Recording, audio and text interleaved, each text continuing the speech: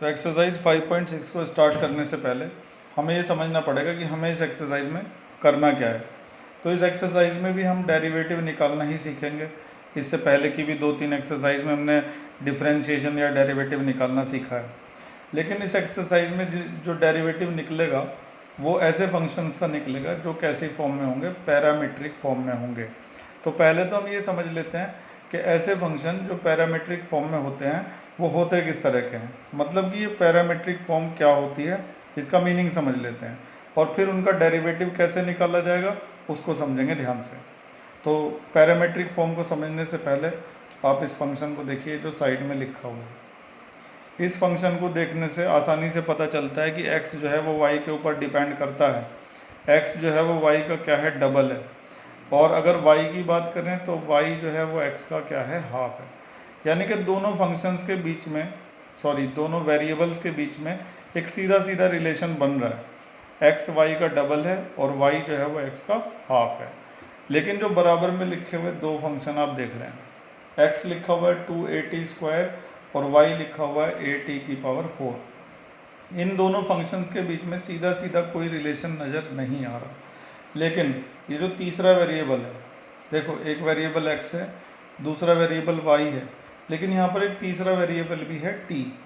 ये कांस्टेंट नहीं है, कांस्टेंट यहाँ पर क्या है, a है। जब भी आपको सवाल दिए जाएंगे तो वहाँ पे एक्सप्लेन किया जाएगा यहाँ पे कौन कांस्टेंट है, कौन वेरिएबल है। तो यहाँ पर हमारे पास पहले से ही एक वेरिएबल x है, दूसरा वेरिएबल y है। उनके बीच में हमें कोई सीधा सीधा रिलेशन नहीं दिखाई दे रहा इस फंक्शन की तरह से। लेकिन ये जो तीसरा वेरिएबल t है ये क्या कर रहा है, इन दोनों वेरिएबल के बीच में एक रिलेशन एस्टेब्लिश कर रहा है। तो ये जो तीसरा वेरिएबल होता है इसे कहते हैं पैरामीटर। तो मैंने आपको बताया कि ये जो तीसरा वेरिएबल है इसे क्या कहा जाएगा, पैरामीटर कहा जाएगा, पैरामीटर। और फंक्शंस की जो ऐसी फॉर्म होती है जिसमें वो किसी तीसरे वेरिएबल की मदद से आपस में जुड़े हुए रहते हैं, तीसरा वेरिएबल उन दोनों के बीच में लिंक का काम करता है, तो फंक्शंस की ऐसी फॉर्म को ही कहा जाता है पैरामीट्रिक फॉर्म। तो उम्मीद है कि आप पैरामीट्रिक फॉर्म को समझ गए होंगे। एक बार फिर से रिपीट करता हूँ। ये फंक्शन जो है x = 2y है। इस टाइप के और भी फंक्शन होते हैं जैसे x = 2 + y, ठीक है। तो यहाँ पे सीधे सीधे रिलेशन हमें पता चल रहा है कि x और y के बीच में क्या रिलेशन है। लेकिन इस तरह के जो फंक्शन होते हैं उसमें हम x और y के बीच में सीधा सीधा रिलेशन नहीं बता सकते। यहाँ पर वेरिएबल x और वेरिएबल y के बीच में जो रिलेशनशिप बनाने का काम कर रहा है वो तीसरा वेरिएबल कर रहा है t, जिसे हम यहाँ पर क्या कहेंगे, पैरामीटर कहेंगे। ज़रूरी नहीं कि ये वेरिएबल हमेशा t होगा, ये कभी थीटा होगा, कभी कुछ होगा, कभी फाई होगा। तो जब कोई तीसरा वेरिएबल दो दिए गए वेरिएबल के बीच में रिलेशनशिप एस्टेब्लिश करता है तो उस तीसरे वेरिएबल को क्या कहा जाता है, पैरामीटर कहा जाता है। और फंक्शन की जो ऐसी फॉर्म होती है उस फॉर्म को कहा जाता है क्या, पैरामीट्रिक फॉर्म। तो हमें इस एक्सरसाइज में पैरामीट्रिक फॉर्म में दिए गए फंक्शन का डिफरेंशिएशन कैसे करना है वो सीखना है। तो हमें ऐसे ही कोई सवाल दिया जाएगा और कहा जाएगा कि इसका डेरिवेटिव निकालो x के रेस्पेक्ट में, मतलब कि dy/dx निकालो, ठीक है। तो y का डिफरेंशिएशन हमें x के रेस्पेक्ट में निकालना है, तभी तो dy/dx होगा। तो इसको निकालने के लिए हम क्या करेंगे, सबसे पहले इस फंक्शन का डेरिवेटिव निकालेंगे dx/dt, फिर उसका भी निकालेंगे डेरिवेटिव x के रेस्पेक्ट में, t के रेस्पेक्ट में dy/dt, ठीक है। दोनों का डेरिवेटिव निकालने के बाद, क्योंकि हमें तो निकालना है dy/dx, क्योंकि पूरे चैप्टर में यही निकालना है dy/dx, तो इसको निकालने के लिए हम dy/dt को डिवाइड कर देंगे dx/dt से, ठीक है। तो ऐसे केस में क्या होगा कि dt से dt कैंसिल हो जाएगा और dy/dx निकल जाएगा, ठीक है। तो उम्मीद है कि आप समझ गए होंगे कि जो पैरामीट्रिक फंक्शन होंगे उनका डेरिवेटिव किस तरह से निकाला जाएगा। मान लो यहाँ पे थीटा होता तो हम निकालते पहले dx/dθ, ठीक है। और यहाँ पे क्या निकालते हम, dy/dθ। फिर इसको इससे क्या कर देते डिवाइड, क्योंकि हमें निकालना है dy/dx, तो उसके लिए dy/dθ को हम डिवाइड कर देते dx/dθ से, क्योंकि इसमें क्या होता है कि d कैंसिल हो जाएगा, बोला नहीं जा रहा मेरे से, dy/dx आ जाएगा, ठीक है। तो इस पूरी एक्सरसाइज में बड़ी सिंपल एक्सरसाइज है, बहुत ही ज़्यादा आसान एक्सरसाइज है। इसमें हम ये सीखने वाले हैं कि जो पैरामीट्रिक फॉर्म में फंक्शन होते हैं उनका डेरिवेटिव कैसे निकाला जाता है। तो शुरुआत मैंने आपको इसकी बता दी है, बाकी जब हम एक्सरसाइज करेंगे अभी तो सारी चीज़ें धीरे धीरे क्लियर हो जाएंगी। चलिए घर, तो आपकी स्क्रीन पर पहला सवाल एक्सरसाइज का आ चुका है। एक्सरसाइज 5.6 लेक्चर नंबर 1, और पहले क्वेश्चन पढ़ लेते हैं क्या लिखा हुआ है। If x and y are connected parametrically, x और y जो हैं, ये x है ये y है, दोनों एक दूसरे के साथ कैसे कनेक्टेड हैं, पैरामीट्रिकली कनेक्टेड है। अभी अभी हमने समझा इसके बारे में। पैरामीट्रिकली बाय द इक्वेशंस, ये इक्वेशंस हैं, ठीक है। इन एक्सरसाइज 1 to 10 पहले 10 सवालों में, without eliminating the parameter find dy over dx, ये भी लिख दिया साथ में कि without eliminating the parameter, parameters को एलिमिनेट नहीं करना, क्योंकि हम एलिमिनेट भी तो कर सकते हैं ना इनको आपस में, कि यहाँ से t की वैल्यू निकाल के वहाँ पर रख दो तो एलिमिनेट हो जाएंगे, वो काम हमें नहीं करना है। तो सीधे इसका क्या निकालना है, dy ओवर dx निकालना है। तो बड़े ध्यान से पूरे फोकस के साथ जितने भी सवाल आज समझाए जाएंगे सबको ध्यान से देखिएगा। तो शुरुआत करते हैं। हम पहले ये सीख चुके हैं कि हमें इसका क्या निकालना पड़ेगा, इस वाले का dx upon dt, dx upon dt निकालना पड़ेगा। तो देखो इतना पार्ट तो कांस्टेंट है 2a, और t स्क्वायर का हमें क्या करना पड़ेगा, d अपॉन dt। आप ये बात समझ पा रहे होंगे क्योंकि हम t के रेस्पेक्ट में डिफरेंशिएशन कर रहे हैं, तो t स्क्वायर का d अपॉन dx नहीं करना है, d अपॉन dt करना है, ठीक है। तो ये निकल के आ जाएगा 2a, और t स्क्वायर का क्या हो गया 2t। अब एक बात समझ लो कि अगर हम x के रेस्पेक्ट में कर रहे होते तो t स्क्वायर का 2t होने के बाद dt अपॉन dx भी लिखना पड़ता, लेकिन अभी हम किसके रेस्पेक्ट में कर रहे हैं, t के रेस्पेक्ट में कर रहे हैं। तो जब हम t के रेस्पेक्ट में करेंगे t स्क्वायर का, तो 2t लिख के कहानी हो जाएगी ख़त्म, आगे नहीं करना है। 2 की मल्टीप्लाई 2 में करेंगे तो 4 आएगा, और साथ में आएगा 8t, ठीक है। जो इसे नहीं समझ पाए हैं वो दूसरे वाले को देखिए।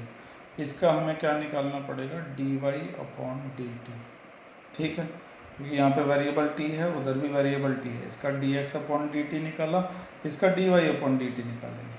तो a तो हो गया कांस्टेंट, और t4 का करना पड़ेगा d ओवर dt, ठीक है। इसके बाद a तो ऐसे ही रहेगा, t4 का डिफरेंशिएशन क्या होगा, 4t³। आगे नहीं करना, क्यों नहीं करना पता है ना, क्योंकि हम t के रेस्पेक्ट में कर रहे हैं। x के रेस्पेक्ट में कर रहे होते तो dt अपॉन dx भी लिखना पड़ता, ठीक है। और अभी भी समझ में नहीं आया तो इंतज़ार करो, 2-4 सवाल बाद सब चीज़ें क्लियर हो जाएंगी। तो ये हो गया 4a और t³। इधर निकाला dx अपॉन dt, वहाँ पे निकाला dy अपॉन dt। अब हम निकालने जा रहे हैं dy ओवर dx।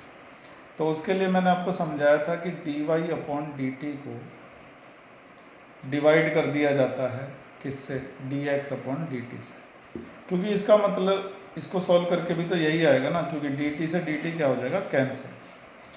अब dy अपॉन dt की वैल्यू रख दो, क्या है 4at³, और dx अपॉन dt की वैल्यू भी रख दो, वो क्या है 4at, ठीक है। उसके बाद 4a से 4a कैंसिल हो गया, t³ को t से कैंसिल करेंगे तो क्या बच जाएगा t²। तो इस तरह से dy ओवर dx जो है वो निकल गया। तो बहुत ही सिंपल है। अगर यहाँ थीटा होता तो इसका निकालते dx अपॉन d थीटा, इसका निकालते dy अपॉन d थीटा, फिर dy अपॉन d थीटा को dx अपॉन d थीटा से डिवाइड कर देते और dy अपॉन dx निकल जाता। अभी भी अगर नहीं समझ पाए तो चिंता मत करो, बड़ा लंबा सफ़र है, बीच में ही सीख जाओगे सारी चीज़ें। 4 या 5 सवाल होते होते सब समझ में आ जाएगा। वैसे ये इतना सिंपल है कि आ जाना चाहिए समझ में तुम्हें पहले सवाल में। चलो कोई बात नहीं, अगला सवाल ध्यान से देखना। अब इस सवाल को ज़रा ध्यान से समझिएगा। इसमें जो वेरिएबल है ना तीसरा, जिसे हम पैरामीटर कहते हैं, वो तीसरा वेरिएबल है थीटा, ठीक है।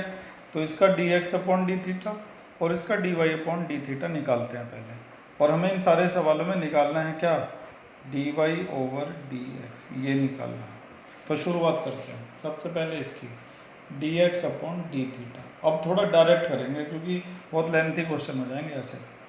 a तो हो गया कांस्टेंट, कॉस थीटा का डिफरेंशिएशन हो जाएगा क्या, साइन थीटा, वो भी माइनस का।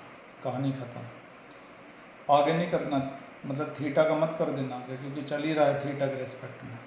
अब उधर आ जाओ, d y upon d theta निकालना है, तो बी तो हो गया कॉन्स्टेंट, कॉस थीटा का डिफरेंशिएशन होता है साइन थीटा। आगे नहीं करना क्योंकि हम कर रहे हैं थीटा के रेस्पेक्ट में, दोनों निकल गए। अब हमें निकालना है d y over d x, तो उसके लिए d y upon d theta को डिवाइड कर दिया जाएगा d x upon d theta से। ये भी लिखना जरूरी नहीं है, सीधे उसको इससे डिवाइड कर दो, डी साइन थीटा ऊपर और उसके नीचे ए साइन थीटा, ठीक है। उसके बाद क्या होगा, साइन थीटा से साइन थीटा कैंसिल, माइनस का बी अपॉन ए, आंसर आ गया। तो आप देख पा रहे होंगे कि बहुत ही ज़्यादा सिंपल क्वेश्चन है, बस इनसे थोड़ा सा ना फैमिलियर होने की ज़रूरत है, डर खत्म करने की ज़रूरत है, बहुत सिंपल है। चलो आगे बढ़ते हैं।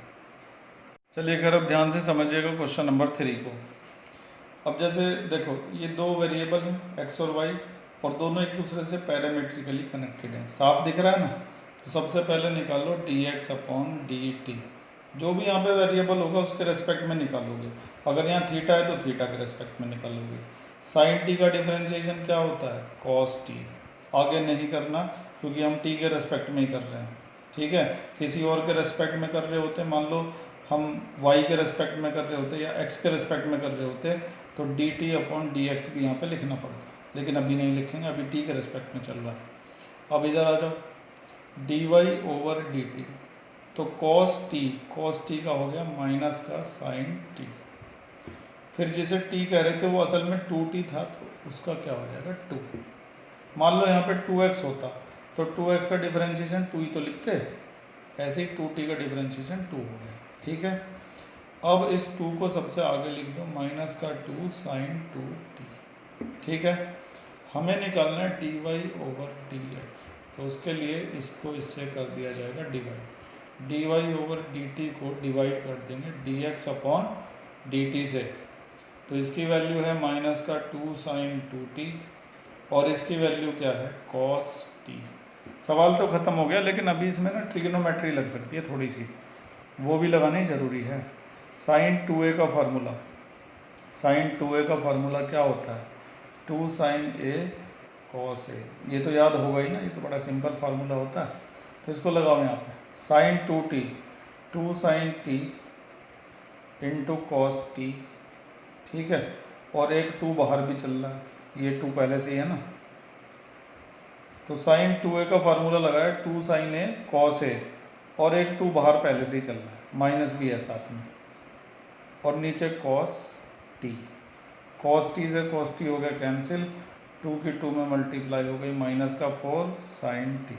तो इस तरीके से एक और आसान सवाल हमने पूरा कर लिया। इसी तरह से पूरे ध्यान से देखते रहिए, पूरे फोकस के साथ, क्योंकि नहीं देखेंगे ध्यान से तो नुकसान तो आपका ही होना है। आगे बढ़ते हैं। क्वेश्चन 3 के बाद मैंने सीधे क्वेश्चन नंबर 6 लिख दिया है, इस बीच 2 सवाल छोड़ दिए हैं जिनको आप खुद करेंगे, बड़े सिंपल हैं वो सवाल, उनके सॉल्यूशन भी नहीं दूंगा एंड में क्योंकि वो बहुत ही ज़्यादा आसान है। चलो फिर इनमें आ जाओ ज़रा। सबसे पहले इसका करते हैं D x upon d theta, theta के रेस्पेक्ट में चलेगा क्योंकि यहाँ पे पैरामीटर क्या है थीटा, ये कांस्टेंट है। तो D x upon d theta जब निकालेंगे तो कांस्टेंट तो साइड में हो गया, वेरिएबल का डिफरेंशिएशन, थीटा का डिफरेंशिएशन थीटा के रेस्पेक्ट में 1 आएगा, ठीक है भाई। जैसे x का डिफरेंशिएशन डी एक्स के रेस्पेक्ट में क्या आता है 1 ही तो आता है। साइन थीटा का डिफरेंशिएशन क्या होता है कॉस थीटा। इधर की कहानी हो गई ख़त्म, अब दूसरी कहानी शुरू करो। Sorry, d y upon d theta लिखना पड़ेगा, ए तो साइड कर दिया, 1 का 0, कॉस थीटा का क्या होता है माइनस का साइन थीटा, फाइनली इधर आ जाएगा माइनस का ए साइन थीटा।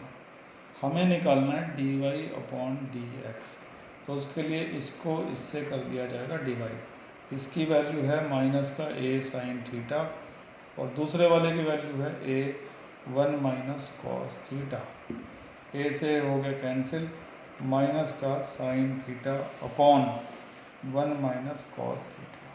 सवाल तो पूरा हो गया, लेकिन यहाँ पे भी ट्रिग्नोमेट्री पीछा नहीं छोड़ने वाली, यहाँ पे भी ट्रिग्नोमेट्री का फार्मूला लगेगा। अब आप सोचिए कि क्या फार्मूला यहाँ पे लग सकता है। तो आप लोगों ने काफ़ी सोच लिया होगा इसके बारे में। तो ऊपर जो है ना साइन थीटा का फार्मूला हम लगाएंगे 2 साइन थीटा बाई 2 और कॉस थीटा बाई 2। ये फार्मूले जितने डिफरेंशिएशन में इस्तेमाल हो रहे हैं ना, उससे कई गुना ज़्यादा इंटीग्रेशन में इस्तेमाल होंगे, इसलिए एक बार ही दिमाग में बिठा लो। और इसकी जगह पर मैं लिख रहा हूँ 2 साइन स्क्वायर थीटा बाई 2। अब कुछ बच्चों को शायद पता नहीं चला हुआ इसकी जगह ये कहाँ से आ गया और इसकी जगह ये कहाँ से आ गया। वो बच्चे यहाँ पे साइड में देख लीजिए ज़रा। सबसे पहले ये देखिए साइन 2a का फार्मूला क्या होता है, 2 साइन a कॉस a। ठीक है, अब 2a की जगह पे अगर हम a कर दें, a इस एंगल को आधा कर दें तो ये एंगल भी आधे हो जाएंगे, 2 साइन a बाई 2 और कॉस a बाई 2। आगे क्या बात समझ में? तो इसीलिए साइन a की जगह लिखा 2 sine a by 2 cos a by 2, इसकी जगह ये लिख दिया। ये आगे समझ में ऊपर वाला। अब नीचे वाला समझो। कॉस 2a का एक फार्मूला होता है 1 माइनस 2 साइन स्क्वायर a, पढ़ा होगा 11th में।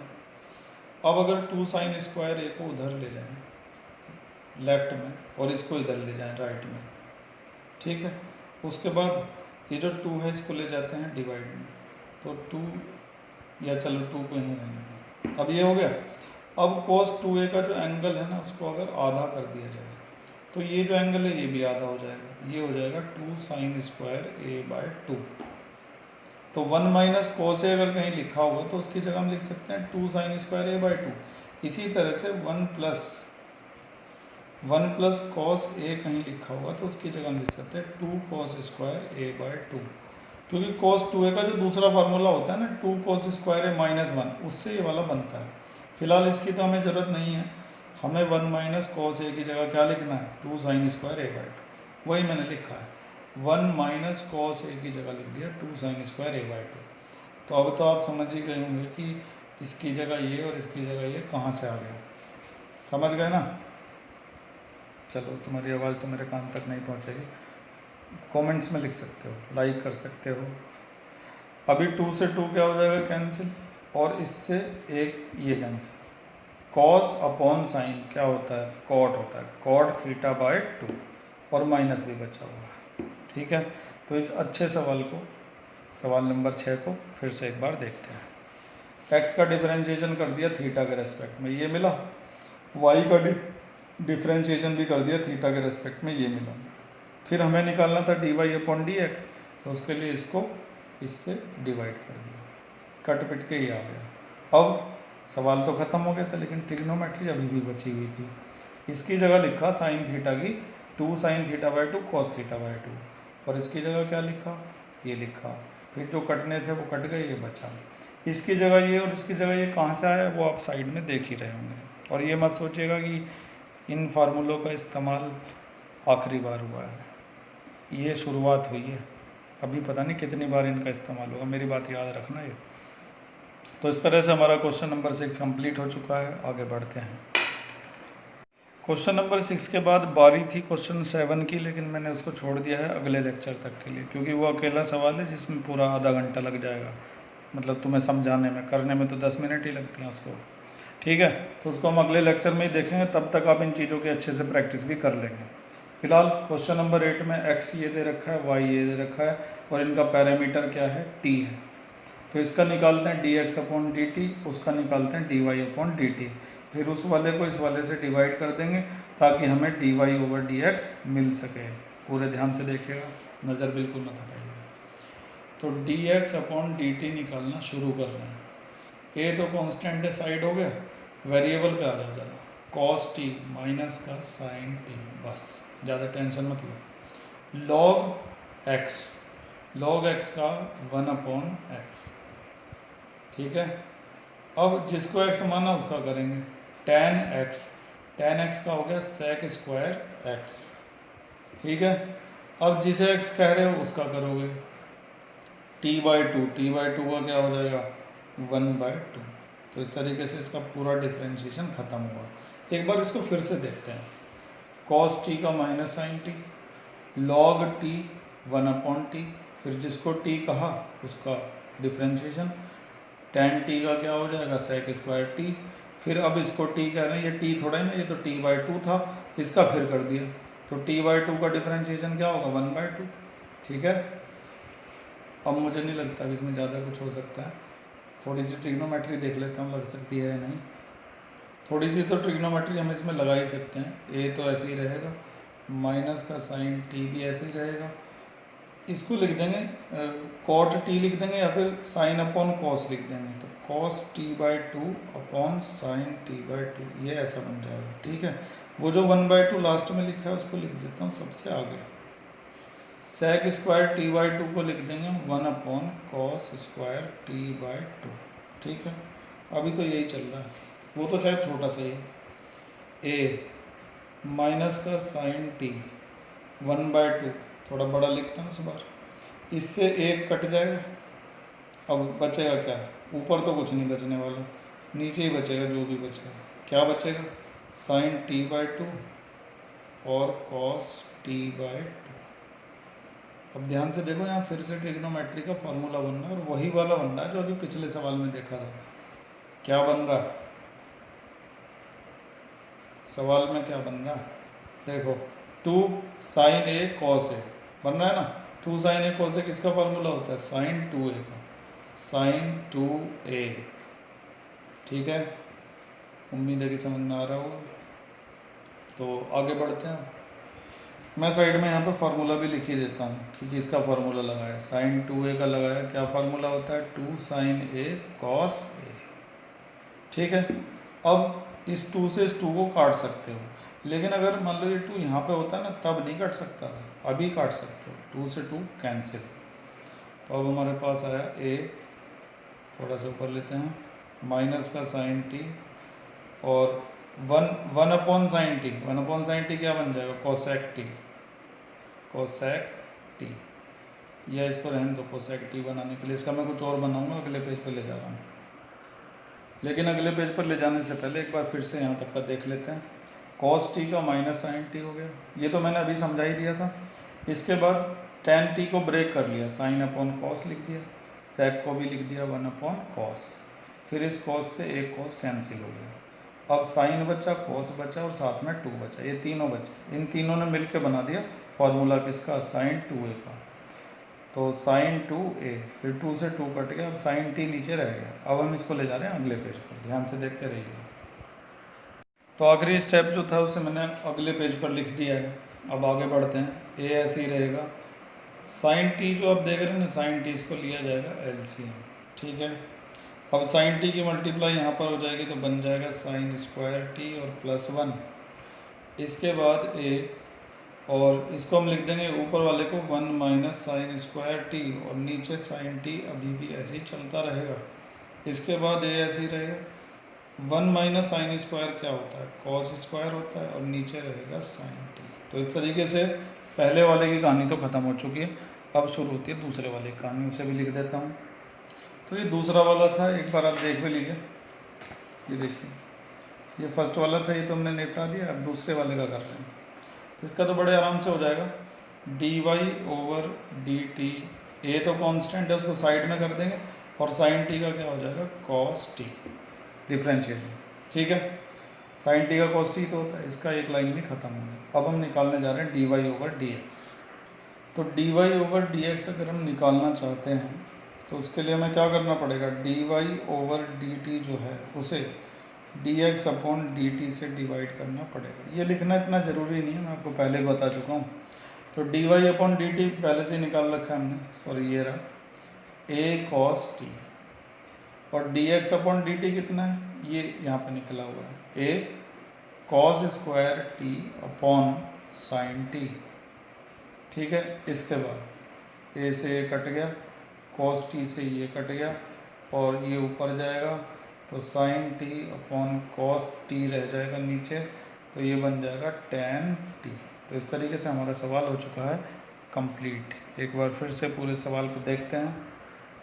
तो हमारा सवाल ये था, x ये दे रखा था, y ये दे रखा था, सारी मेहनत हमने x में करी, y में कोई ख़ास मेहनत नहीं करनी पड़ी। इसका बड़े आराम से हमने डिफरेंशिएशन निकाला, कहाँ पे क्या हुआ ये आपने देख ही लिया था। फिर हमने y वाले का भी कर दिया, a cos t आ गया, फिर इसको इससे क्या कर दिया, डिवाइड कर दिया, और dy अपॉन dx आसानी से निकल गया। तो ये जो हमने अभी अभी किया है ये क्वेश्चन नंबर 8 है और हमारी एक्सरसाइज में कुल 11 सवाल हैं। अब हमारी जो एक्सरसाइज है उसमें क्वेश्चन नंबर 7 और 11 इनको छोड़कर बाकी सारे सवाल आप खुद कर लीजिएगा। 7 और 11 मेरे लिए छोड़ दीजिए, इनको मैं आपको अगले लेक्चर में सिखाऊंगा। अच्छे से प्रैक्टिस कर लीजिएगा, एग्जाम्पल्स को ज़रूर करके देखा करें और जो भी यूट्यूब लेक्चर में आपको दिखाया जाता है उसको पूरे ध्यान से देखा करें बिना स्किप किए। बड़ी मेहरबानी, आपने अब तक देखा। Thank you.